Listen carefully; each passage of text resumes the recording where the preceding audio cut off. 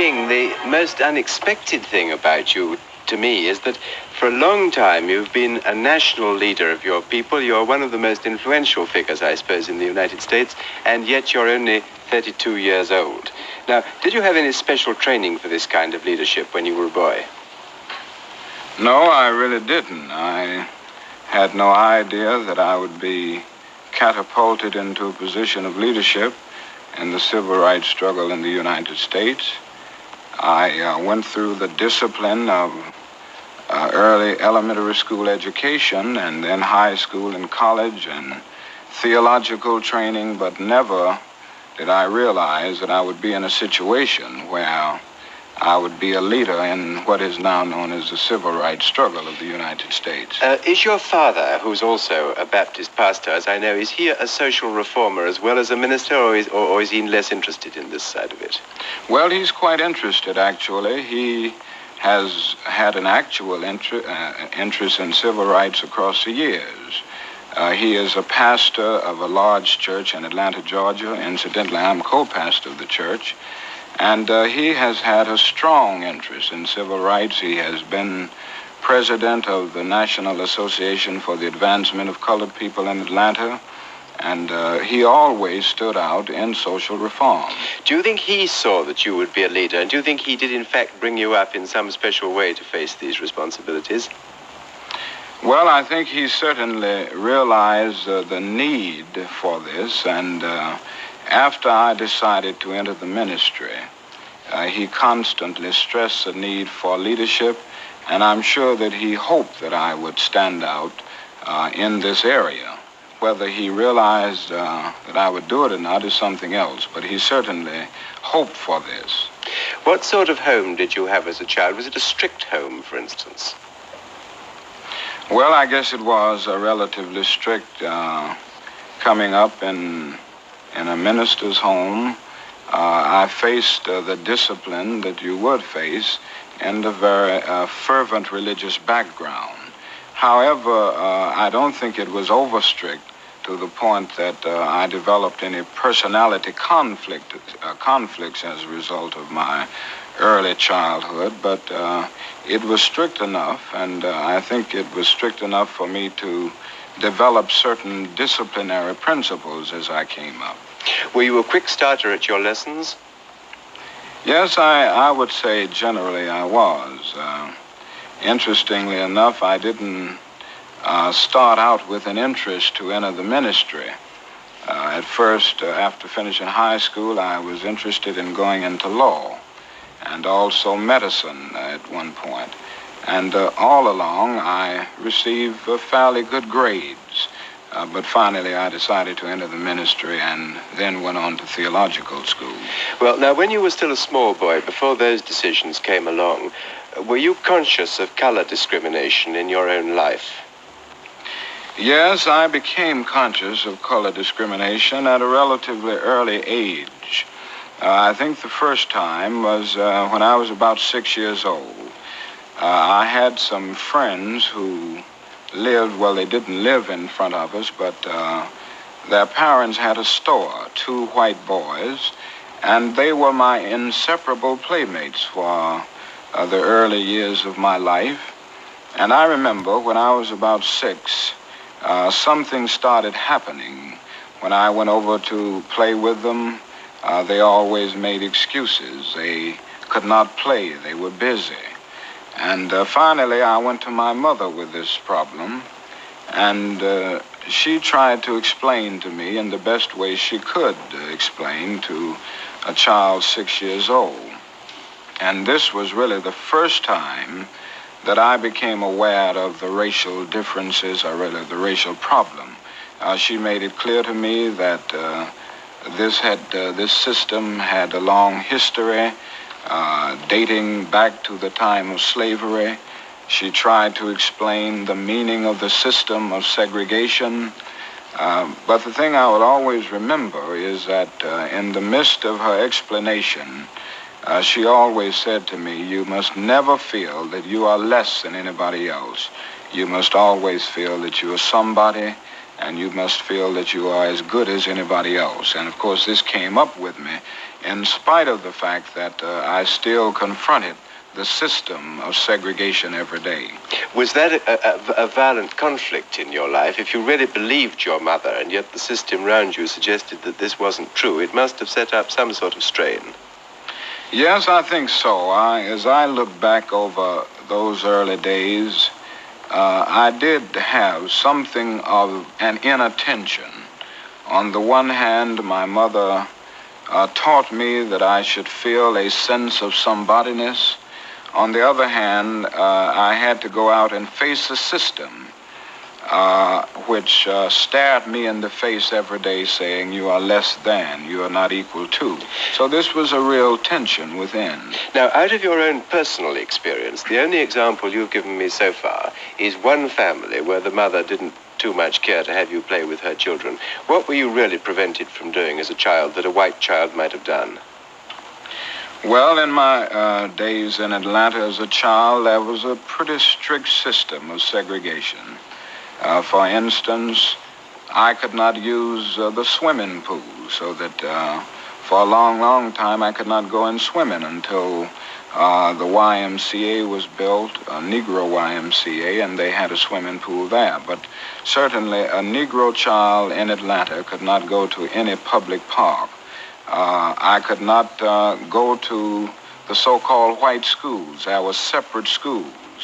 And I attended a high school in Atlanta, which was the only high school for Negroes in the city. And this was a real problem because in Atlanta there are more than 200,000 Negroes. In many of the stores downtown, to take another example, I could not go to a lunch counter to buy a hamburger, a cup of coffee, or something like that. I could not attend any of the theaters. Only there were one or two Negro theaters. They were very small, but they did not get the main pictures. If they got them, they were 2 years late or 3 years late. So that by and large, there was a very strict system of segregation, and there was nothing called racial integration at that time in Atlanta. Now, that's a description of the system. Was anybody actually cruel to you or violent to you because you were colored? Yes, we did confront some of those problems. I remember as a child seeing problems of police brutality, and this was mainly aimed at Negro children and Negro adults. I can remember also the organization that is known as the Ku Klux Klan. This is an organization that stands on white supremacy, and an organization that in those days even used violent methods to preserve segregation and to keep the Negro in his place, so to speak. Now, I can remember seeing the Klan actually beat Negroes on some of the streets in Atlanta. But nobody ever beat you personally? No, I did have one experience, which was a relatively minor experience, but it still lived with me a good deal. When I was about 8 years old, I was in one of the downtown stores of Atlanta, and all of a sudden someone slapped me, and the only thing I heard was somebody saying, "You are that nigger that stepped on my foot." And it turned out to be a white lady. And, of course, I didn't retaliate at any point. I finally went and told my mother what had happened, and she was very upset about it. But at that time, the lady who slapped me had gone, and my mother and I left the store almost immediately. Can you remember at this distance of time why you didn't respond in any violent way? Was it that you'd already thought of nonviolence, or was it that you just didn't dare as a Negro to take any strong action against a white? Well, I think probably it was a combination of two things. I hadn't thought of nonviolence at that early age as a system of thought, as a practical technique. I think a great part of it was that I just didn't think I wouldn't dare retaliate hit back when a white person was involved. And I think some of it was a part of my native structure, so to speak, and that is that I have never been one to hit back too much.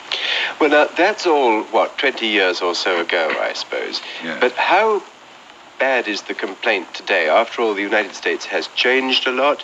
The Negro's rights are protected under the law. What exactly, how much has this system changed between then and now?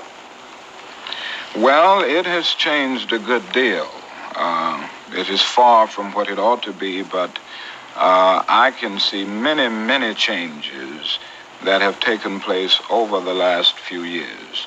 For instance, in the same Atlanta, Georgia, which is one of the largest cities in the South, there are some Negro students in formerly all-white schools. Some of the parks are integrated, some of the public parks. Just a few weeks ago, about 177 lunch counters were open to Negroes on a thoroughly integrated basis.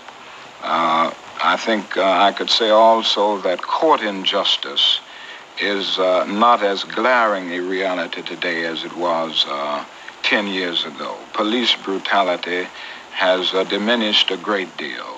So that in Atlanta alone, there are many changes, and when I look over the total situation, I can say the same thing.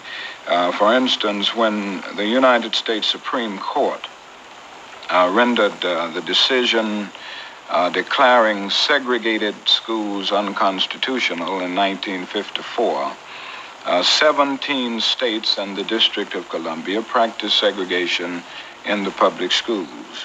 But today, I would say most of these states have made some move toward integration. Only 3 states are holding out, namely the states of Mississippi, Alabama, and South Carolina. Yes. So that there has been a great change since, say, 1950 or 1945. Now, I can't help following you up at one point there. You said, I think I'm quoting you more or less verbally correctly, you said that denial of justice was less glaring than it used to be, and that police brutality had, I think your words were, somewhat diminished. Now, it follows from that you're not content that the Negro gets justice in the United States as things are at present, and you're not certain that the police do not victimize him. Well, yes, I think we have moved on a great deal, but we still face token integration. By token integration, I mean a few Negroes getting justice in a particular situation, but the vast majority still confronting problems of economic insecurity and social isolation. So that while we have moved on, we only have token integration, and the problem now is to move from token integration to overall integration, where it involves more than just a few students in a school, more than just a few lunch counters open, more than gaining justice in the courts in a few situations, but in every situation. You spoke a moment ago about having been thrust forward into this position of leadership. How exactly did it happen? Why are you at 32 virtually the leader of the Negroes in the United States? Well, I started out as a pastor in Montgomery, Alabama, which is a state that adjoins the state of Georgia. After I finished my graduate work in Boston, I returned to Montgomery to pastor a church. After I had been in Montgomery about a year, we had the problem there of facing many indignities and injustices on the city buses. Negroes were treated in a very discourteous manner. The bus drivers usually talked to Negro passengers in a very inhuman way. Not only that, if one had visited Montgomery, Alabama prior to 1955, December of 1955, he would have seen Negro passengers actually standing over empty seats. This was because the first 10 seats were reserved for whites only. And even if Negro passengers packed the buses and the other seats, and there were no more seats left other than these seats reserved for whites only, Negro passengers could not sit there.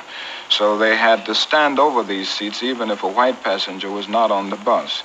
Not only that, there were times when Negro passengers got on the buses at the front and put the fare in the box, and then they had to get off the bus and board by the rear entrance. These were some of the conditions that existed, and on the 5th of December in 1955, a Negro woman was arrested, Mrs. Rosa Parks, for refusing to give up her seat for a boarding white male passenger. Pretty soon after she was arrested, the word got around the Montgomery community, and there was a spontaneous reaction.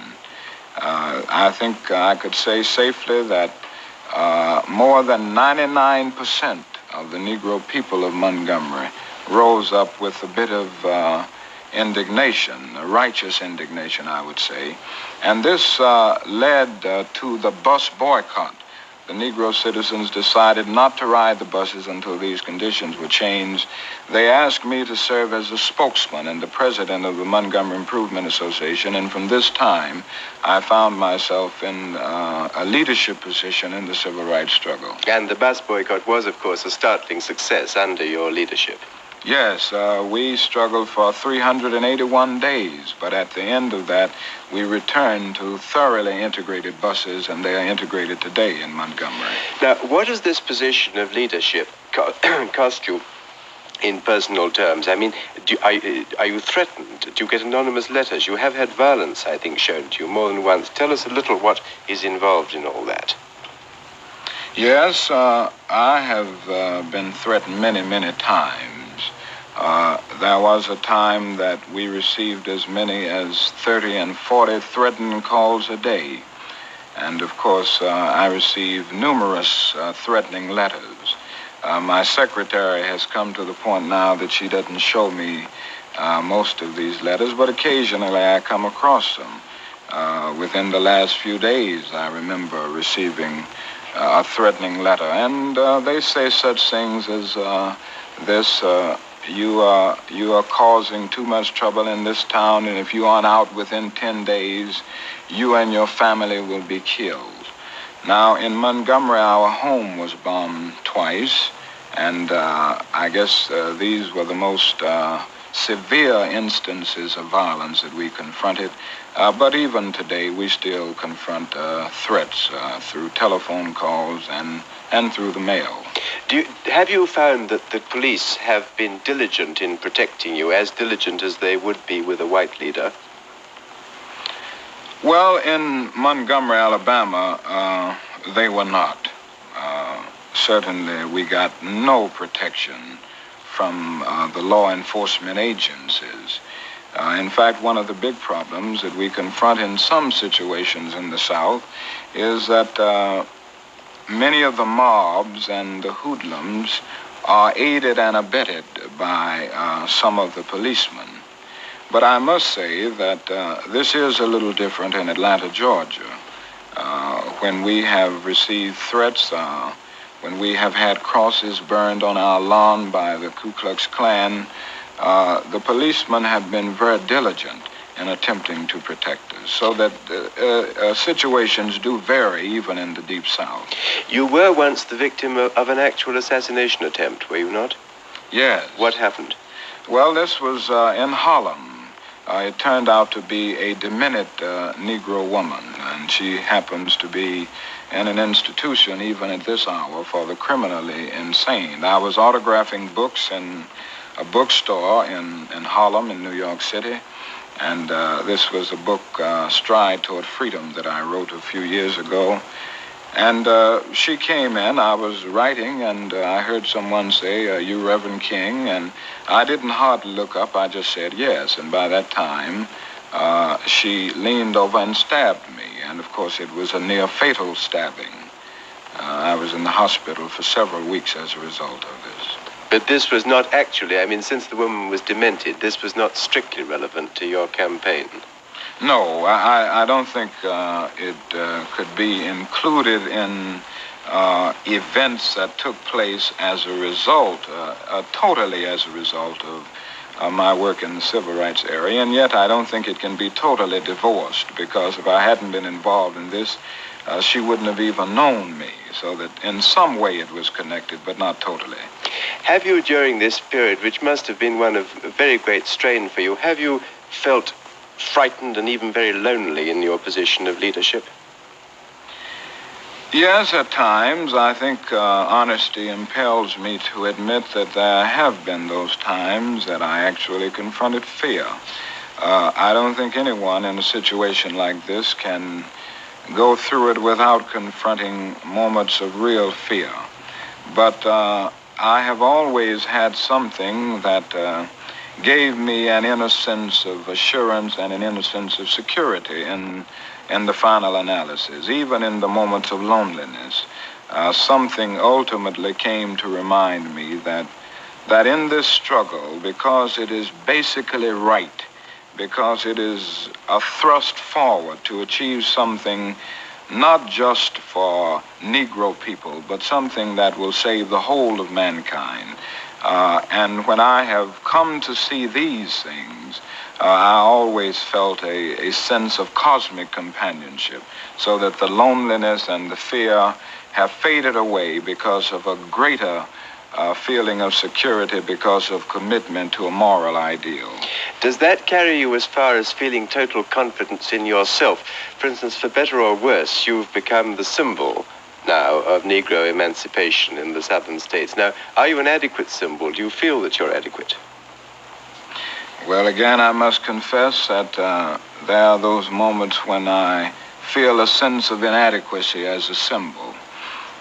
It is never easy for one to accept the role of symbolism without going through constant moments of self-examination. And I must confess that there are moments when I begin to wonder whether I am adequate, or whether I'm able to face all of the challenges and even the responsibilities of this particular position. Have you always found that you've been able to keep your wife and children with you, or have you ever felt it necessary to send them away for safety? There have been times that I have had to send them away for safety, particularly when we were in the state of Alabama. But my wife happens to be one of those very strong persons, and one who is very concerned about this whole matter and very dedicated. And I can remember moments when I sent her away for safety. I would look up a few days later and she was back home because she wanted to be there.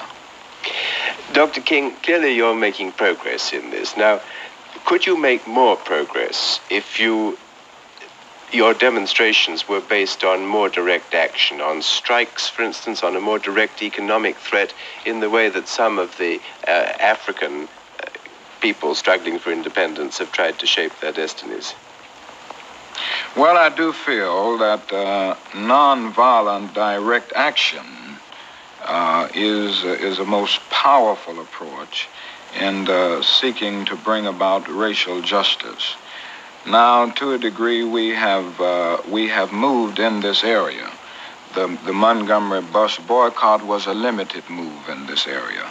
The sit-ins that have engulfed the whole South over the last few months would be another move in this direction. This is nonviolent direct action.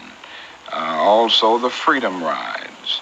I think all of these things are certainly serving to speed up the process. And I think the more we delve deeper into these particular areas, the more we will be able to bring about at least a speedier solution to the problem. Some of your critics do say that you lack fire. I've heard that said about you, that you're not really keen on challenging except on the margins of this problem. Now, I expect that's unfair, but I'd like to hear your answer to it. Well, I don't know if I lack fire. I do feel that at times I I am rather soft and maybe a little gentle, but on the other hand, I have strongly advocated direct action.